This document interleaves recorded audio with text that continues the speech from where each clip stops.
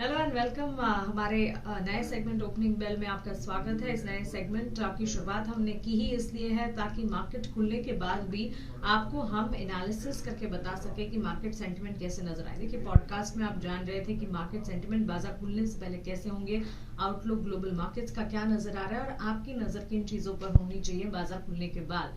बाजार खुल चुके हैं, इस वक्त बाजार की स्थिति कैसी है और कहां पर अब नजर रखनी चाहिए, इस पर रहेगा फोकस। तो चलिए शुरुआत करते हैं। जैसे कि ग्लोबल सेंटिमेंट्स का जिक्र हमने किया था, ग्लोबल सेंटिमेंट्स यूएस मार्केट्स में ओवरनाइट हमने देखा था गिरावट हाथ लगी और इनफैक्ट अगर आप देखेंगे बॉन्ड यील्ड जो है वो 16 साल के उच्चतम स्तर पर है, या यूं कह सकते हैं 2007 के बाद के सबसे उच्चतम स्तर पर है 4.95%। और ऑफ कोर्स भारतीय बाजार की तरह यूएस मार्केट्स में भी रिजल्ट सीजन है जिसका एक इम्पैक्ट पड़ता हुआ आने वाले दिनों में भी देखने को मिलेगा ही।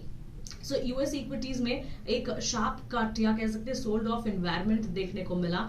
इसी के साथ साथ इवेंचुअल इम्पैक्ट जो है एशियन मार्केट्स में भी देखने को मिला। जब एशियाई बाजार खुले, गिफ्ट निफ्टी की जो कमजोर शुरुआत देखने को मिली, उसके बाद एशियाई बाजार की शुरुआत हांगकांग के बाजार में हमने देखा 2% की गिरावट, निक्केई में 2% की गिरावट और कॉस्पी के मार्केट्स जो है वहां पर भी। तो क्लियरली एशियाई बाजार ने भी लाल निशान के साथ ही शुरुआत की और क्लियरली ये क्यूज जो थे वो बेयर्स आपके पलड़े पे में थे, या कह सकते हैं कि बेयर्स का पलड़ा जो है वो भारी था और वही इवेंचुअल इम्पैक्ट भारतीय बाजार पर भी पड़ा।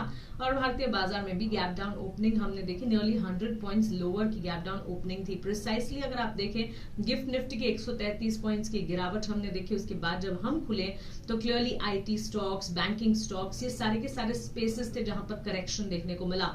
की इंडेक्सेस की अगर बात करें, बैंक निफ्टी आईटी दोनों में हमने कट्स देखे ऑलमोस्ट 0.5% के, और सेक्टोरल इंडेक्सेस जो है वहां पर भी लाल निशान के साथ ही ट्रेड्स नजर आ रहे हैं। चाहे फिर निफ्टी मेटल देख लीजिए, निफ्टी रियलिटी देख लीजिए, निफ्टी फाइनेंस देख लीजिए। रियल एस्टेट सेक्टर के लिए कहा जाता है कि बाजार की गिरावट या वॉलेटिलिटी में भी बाजार को संभालने का काम करता है, लेकिन आज रियलिटी स्पेस में भी गिरावट ही हाथ लगी है।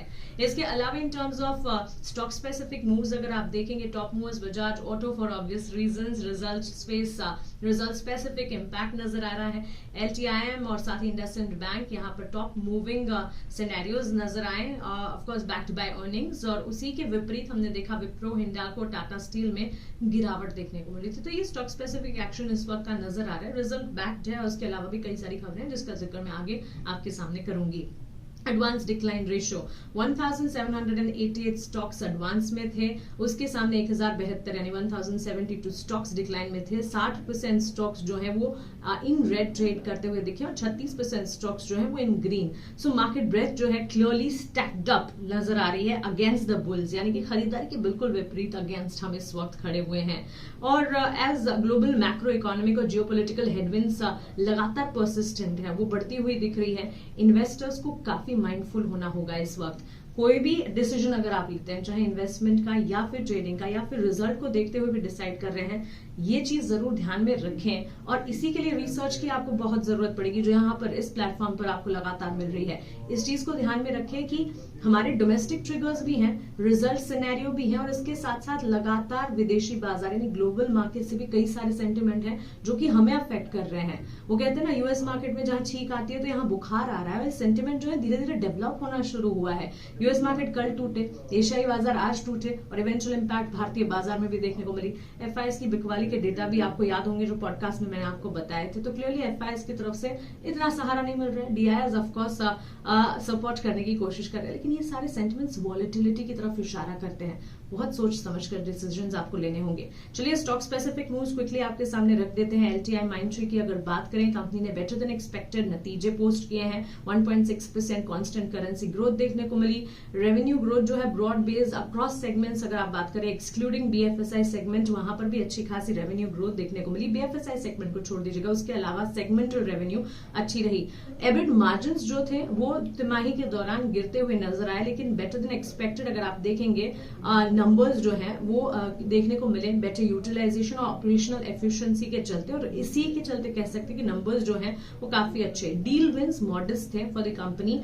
मैनेजमेंट जो है काफी कॉन्फिडेंट है आने वाले दिनों में FY24 में 17 to 18% मार्जिन की बात, और यही सारे पॉजिटिव फैक्टर्स रहे और नतीजे रहे जिसके चलते जब बाजार खुला तो हमने देखा कि एलटीआई माइंडट्री का स्टॉक ऑलमोस्ट 2% गेन्स के साथ ट्रेड कर रहा था। निफ्टी आईटी इंडेक्स जो था वो गिरावट झेल रहा था, लेकिन एलटीआई माइंड्री अपने इंडेक्स से विपरीत पॉजिटिविटी के साथ ट्रेड करा था क्लियरली, क्योंकि नतीजे यहाँ पर एक इम्पैक्ट या कह सकते हैं अच्छे नतीजों का एक इम्पैक्ट था जो कि नजर आ रहा था। इसके सामने विप्रो, तो आईटी में ही एलटीआई माइंड्री के अच्छे नतीजे और विप्रो के देखे reported weaker number compared to LTI Mindtree हमने देखे। लगातार हम देख रहे हैं कि विप्रो जो है तिमाही दर तिमाही नतीजों में अगर आप देखेंगे तो निराशा ही हाथ लगती है, और इसी के चलते इनफैक्ट अगर आप देखेंगे 2% कांस्टेंट करेंसी डिक्लाइन देखने को मिली।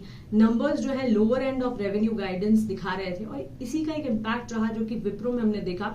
बाजार जब खुले तो विप्रो में करीब 3% की गिरावट देखने को मिली। डिक्लाइन जो है ब्रॉड बेस्ड डिक्लाइन की अगर बात करें की वर्टिकल्स में जिस तरह का प्रदर्शन है उसके चलते देखने को मिल रहा है, बीएफएसआई, कम्युनिकेशन, मैन्युफैक्चरिंग, और तीसरी तिमाही है लगातार जबकि गाइडेंस जो है वो कम होता हुआ नजर आ रहा है। और मैनेजमेंट ने 1.5 टू 3.5 नेगेटिव 1.5 टू 3.5 का यहाँ पर रेवेन्यू ग्रोथ गाइडेंस दिया है, तो क्लियरली कंसर्न है जिस पर नजर होनी चाहिए। और अब बात करते हैं बजाज ऑटो की। हीरो कहना चाहिए, मैंने पॉडकास्ट में आपको कहा था कि बजाज ऑटो के पॉजिटिव नंबर्स है, 6% रेवेन्यू ग्रोथ है सालाना आधार पर, डिस्पाइट वॉल्यूम्स में गिरावट देखने को मिली है, लेकिन नतीजे अच्छे कहे जाएंगे। Revenue growth was attributed to price hike, जो ये इनका एवरेज सेलिंग प्राइस है, और इसी के चलते हमने देखा 15% बेटर प्रोडक्ट मिक्स के चलते जो रेवेन्यू फ्रंट पर एक अच्छा खासा एक अपटिक देखने को मिला। ग्रोथ मार्जिन जो है वो भी एक्सपैंड हुआ है, रॉ मटेरियल प्राइसेस के फेवरेबल सिनेरियोज हैं, और इसी के चलते एबिडा मार्जिन यानी कि मार्जिन की अगर बात करें कंपनी के, वो भी बेटर देन एक्सपेक्टेड आए हैं 19.8 19.8% यानी ऑलमोस्ट 20% के ही कहेंगे। बेटर प्रोडक्ट मिक्स है, प्राइस हाइक है, फेवरेबल रॉ मटेरियल प्राइसेस है, और इन्हीं सारे पॉजिटिव सेंटिमेंट्स के चलते 3% के इजाफे के साथ तेजी के साथ जब बाजार खुले बजाज ऑटो का स्टॉक ट्रेड कर रहा था। बंधन bank lower than expected numbers थे और इसी का असर था जिसके चलते 3% की गिरावट देखने को मिली। ICICI Lombard better than expected profit figures यहां पर देखने को मिले ऑन सीक्वेंशियल बेसिस, और इसी के चलते स्टॉक में 3% की बढ़त देखने को मिली। सो जहां जहां रिजल्ट अच्छा आ रहे वहां उसका असर है। बैंक्स फाइनेंशियल्स में एचडीएफसी बैंक के बाद बंधन बैंक पर नजर थी। नतीजों के ठीक बाद ये स्टॉक रिएक्ट नहीं कर पा रहा है, नतीजे कमजोर रहे। मार्जिन्स की अगर बात करें तो वहां पर हमने डिक्लाइंस देखे, और इसके अलावा डिपॉजिट ग्रोथ थी वो हेल्दी नजर आई, लेकिन फिर भी नतीजों की अगर बात करेंगे तो बंधन बैंक के कमजोरी रहे। लेकिन ICICI Lombard, Bajaj auto, LTI Mindtree, ये सारी की सारी कंपनियों के अच्छे नतीजे थे और अच्छे नतीजों का अच्छा असर भी देख रहे हैं। क्विकली आपको बता देती हूँ नतीजों के अलावा जो स्टॉक स्पेसिफिक मूव्स आज बाजार में दिख रहे हैं। सबसे पहले वाटेक वबाग में जो मैनेजमेंट में बदलाव है, पंकज मल्हान ने डेप्यूटी मैनेजिंग डायरेक्टर की पदवी से इस्तीफा दे दिया, और इसी का असर स्टॉक प्राइस में, ऑफकोर्स एक मैनेजमेंट बदलाव की खबर है, 3% की गिरावट के साथ स्टॉक की जो है ट्रेड कर रहा है। जीपीटी इंफ्रा प्रोजेक्ट्स को अवार्ड मिला है 740 करोड़ का प्रयागराज सदन बाईपास उत्तर प्रदेश में कंस्ट्रक्शन प्रोजेक्ट के लिए, जिसके ठीक बाद ऑर्डर विन के चलते हम कह सकते हैं 2% का इजाफा। अल्काइल अमाइंस सक्सेसफुली कंपनी ने अपने कमर्शियल प्रोडक्शन की शुरुआत कर दी है 18 अक्टूबर से महाराष्ट्र में एक प्लांट के लिए, और इसी के चलते स्टॉक में हम देख रहे हैं गेन्स नजर आ रहे हैं 0.5% 1% के ही, लेकिन न्यूज बेस्ड इंपैक्ट जरूर है।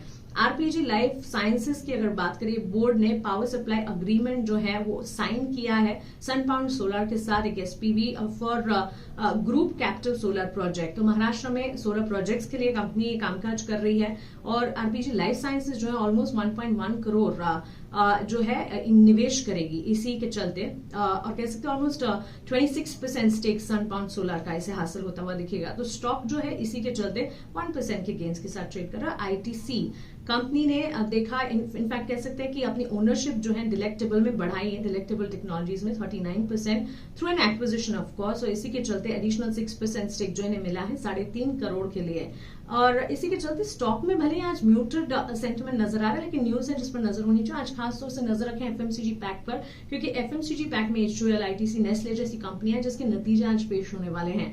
एफएमसीजी सेगमेंट पर खासतौर से नजर होनी चाहिए, क्योंकि कल हम देखेंगे इनके नंबर्स आने के ठीक बाद स्टॉक में, आज ड्यूरिंग द सेशन अगर नंबर्स आते हैं तो स्टॉक में रिएक्शन दिखेगा। ये सारा का सारा लेखा जोखा बाजार खुलने के बाद तस्वीर कैसी नजर आ रही है, लेकिन तस्वीर इतनी ही नहीं है, और भी ब्रॉडर पिक्चर है हमारे पास। हमारी रिसर्च में काफी दम है, और हमारी रिसर्च सर्विसेज अगर आप चाहते हैं तो आपको इस वीडियो के डिस्क्रिप्शन बॉक्स में जो लिंक दी गई है उस लिंक को क्लिक कीजिए, वहां पर डिटेल्स फिल इन कीजिए, हमारे एग्जीक्यूटिव्स आप तक पहुंचेंगे और हमारी out of the box detailed analysis और रिसर्च जो है, सर्विसेज जो है वो आपको बताएंगे। Tune in and stay tuned with us. Thank you so much.